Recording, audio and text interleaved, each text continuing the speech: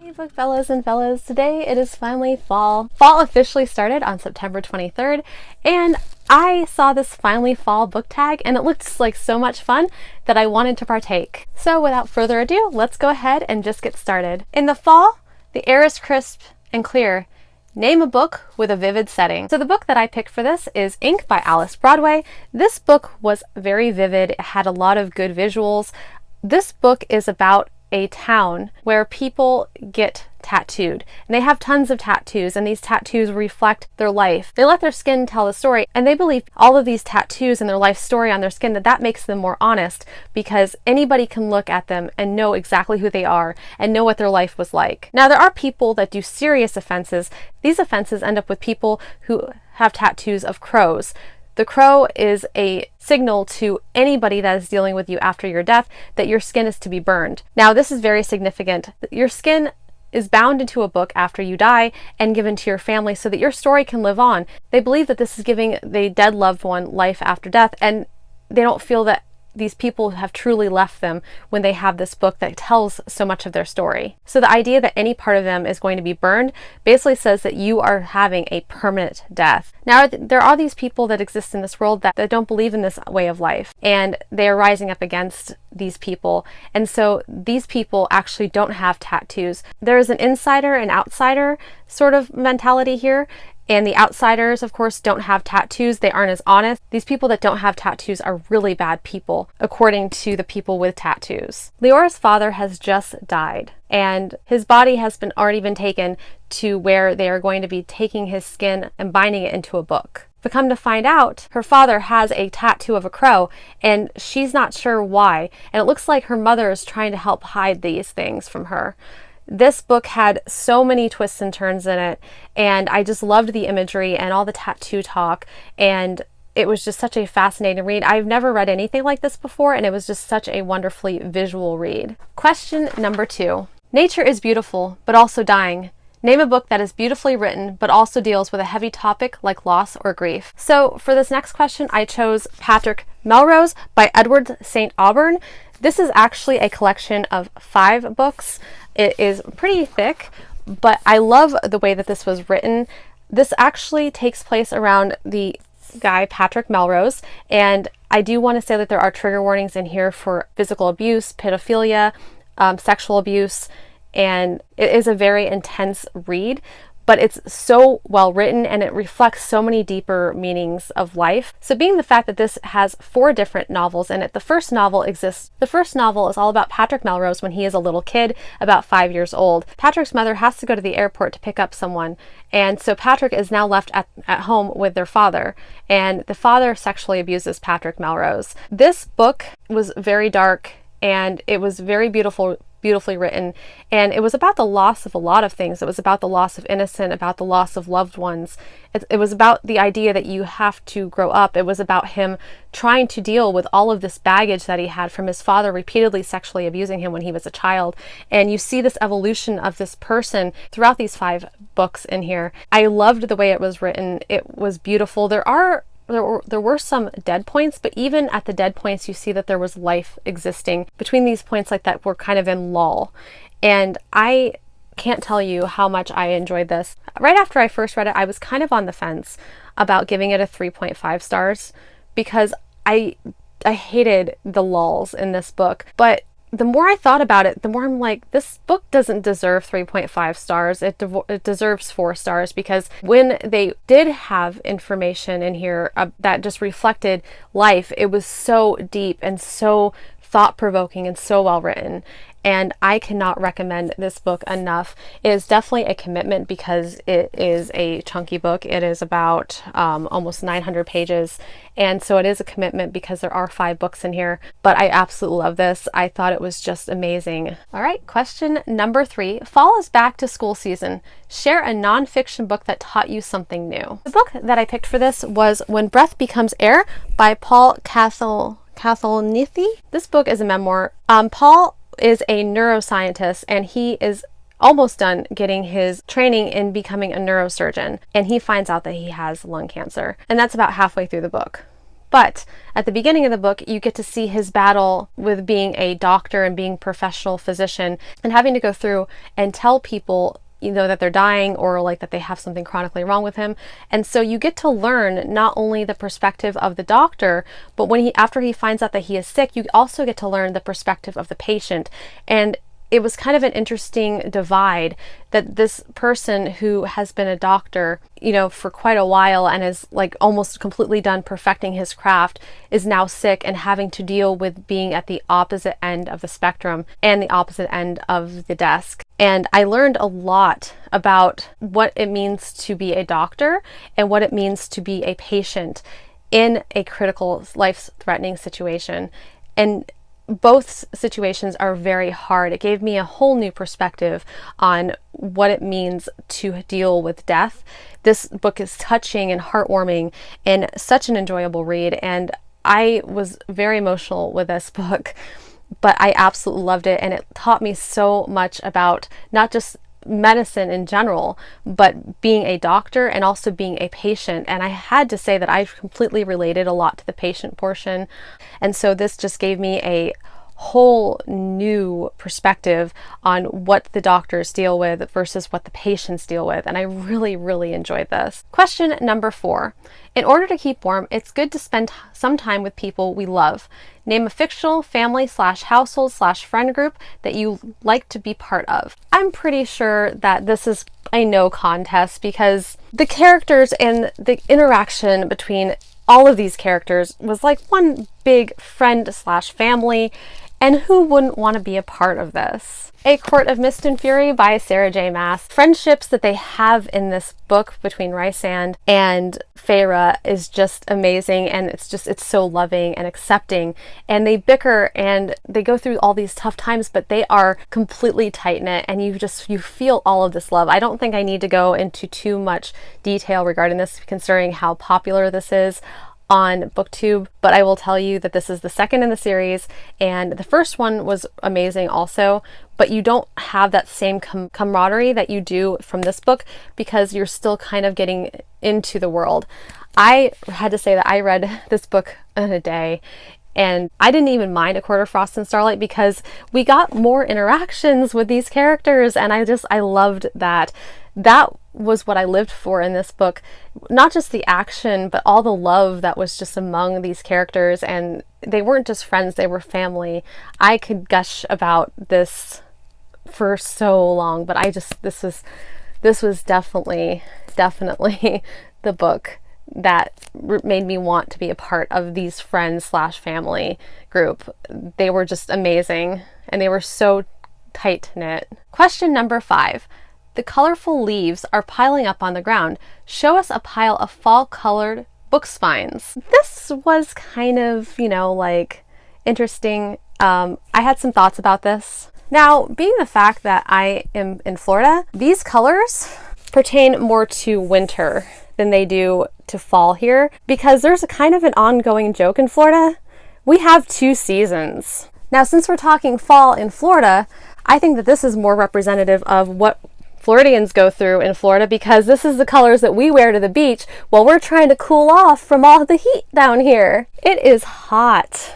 It is so hot. And honestly, even after it goes to winter, we cool down a little bit, but we really don't start getting cold until about January. So we have the traditional fall colors, which, like I said, happen around, December, January or so, like when we hit our second season. And then we have the Florida beach colors because all your Floridian friends are just trying to cool off enough to consider it fall. Question number 6. Fall is the perfect time for some storytelling by the fireside. Share a book wherein somebody is telling a story. I thought a memoir would be really good because, granted, they're not in the story and they're not, talking, it's not explicit like they're telling you a story, but I kind of feel like if it's a memoir, they're also telling you a story. So for this, I picked Educated by Tara Westover. This book was so amazing. Tara lived in the mountains of Idaho. She and her family were devout Mormons, but they were also survivalists. She never actually had a lot of formal education. She was pretty much educated at home on how to survive the apocalypse when the government came falling down. She learned how to can. Her mother was a midwife. Her mother did a lot of herbal treatments.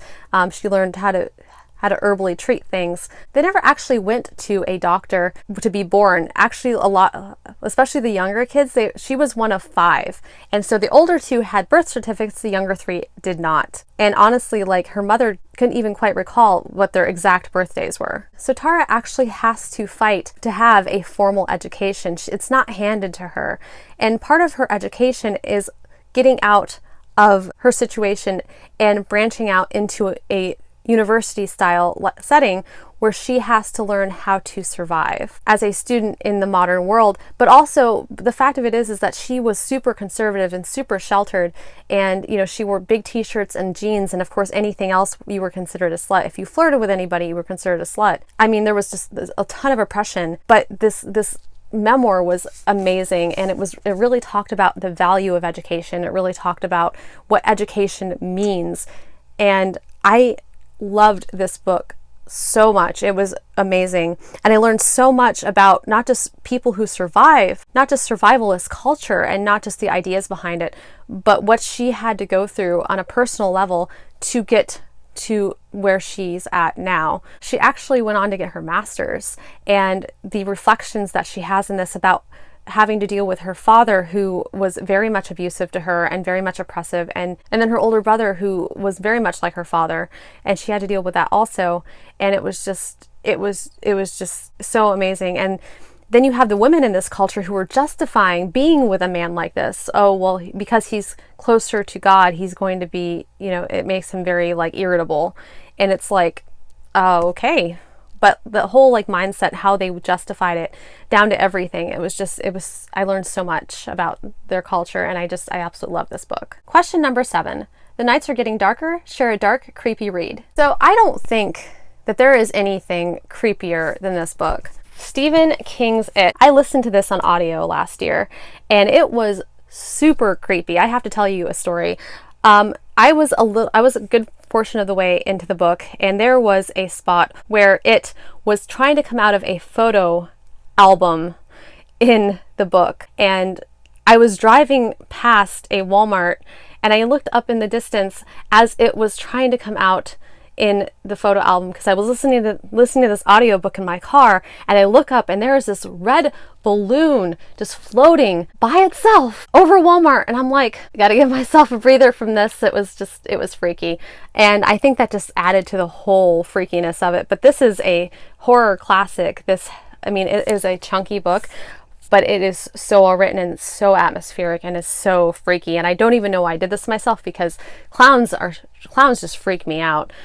But I can tell you, like, right now, that because I loved the creepiness, because it felt so immersive, and it was just, there's so many things in this. And of course, like towards the end, like there was some things like that, like could be considered controversial that happened to some of the younger characters. And I can honestly tell you that I completely understand why it would be considered controversial, but I really did enjoy this. It was very creepy, and I have a craving actually to listen to the audiobook again, just because I want to re-immerse myself in it.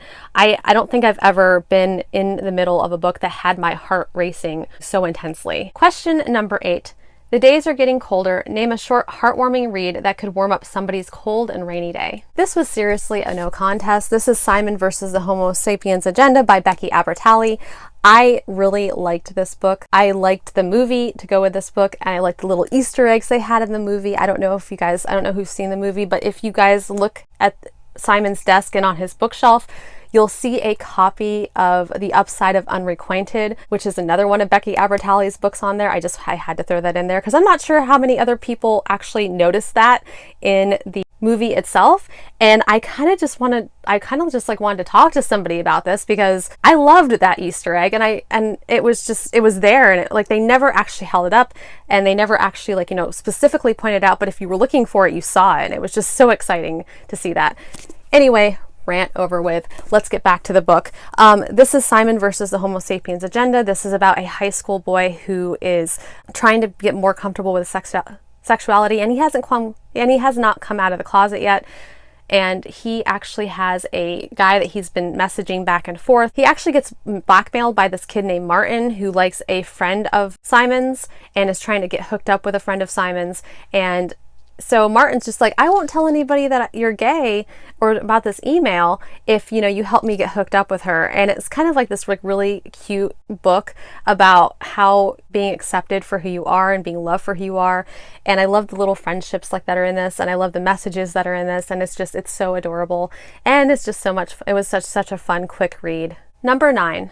Fall returns every year. Name an old favorite that you'd like to return to soon. So in high school, I read this book, and I haven't read this book, and I actually found it again as a 10th anniversary edition not too long ago. And I really want to reread it because I loved it back in high school, and I'm guaranteeing you I'm probably going to love it again, and I really missed it. Out of all of John Green's books, this is definitely my favorite. It's Looking for Alaska by John Green. I read this in high school. I loved it. I actually have a bunny rabbit named Alaska that I named after this character because this is definitely my favorite book. She's my little white bunny, and I love her to pieces, and I love the character to pieces. And so it's been so long since I've read this that I know about the character Alaska, and I loved her. I loved how passionate she was and how smart she was for being a high schooler and how cultured she was. And I love like the little like romance, and I love you know, like the quotes in this. It's so immersed with quotes. My favorite quotes of all time were, if people were rain, I would be drizzle and she would be hurricane. And the poetry, oh, there was just so much poetry in this, and I absolutely loved this book, and it was so good, and I really have been meaning to reread this for so long. Question number 10. Fall is the perfect time for cozy reading nights. Share your favorite cozy reading accessories. Well, being the fact that fall is not a cold time of year for Floridians, I have to say that this is probably my favorite thing for my accessories. I know you're gonna laugh but you know what? I put this big fan on me while I sleep, and I can get cold enough to where I can snuggle under my blanket, and we get to simulate fall in my room, okay? I mean, this bad boy keeps me nice and cold. Yeah, I could have said blanket, but you know, that's kind of a no contest because I can't sleep without a blanket on. So the only way I can sleep is to have a giant fan on me and then a blanket. And there's my fall. Simulated fall in my room. All right, guys, thank you so much. I am not going to tag anybody in this because newbie, but if you liked this video, if you liked anything that I had to say, consider yourself tagged. If you like this video, please give me a little thumbs up. Please hit the subscribe button and hit the little bell icon if you'd like to receive emails every time I post. And as always, I will see you again very soon.